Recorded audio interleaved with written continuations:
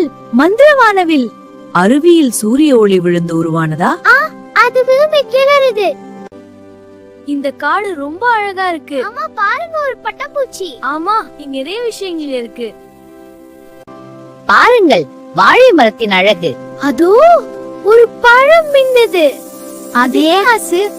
இந்த வாழைப்பழத்துல அதிகமா முன்ன பொட்டாசி. நமக்கு வாழைப்பழத்து.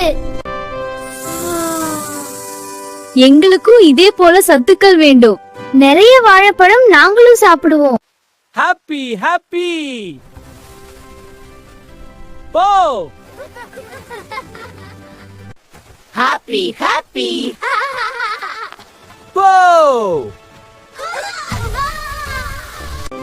வாழைப்பழம் சாப்பிடலாம். மகிழ்ச்சியா சாப்பிடலாம். அருமையா சாப்பிடுகிறேன்.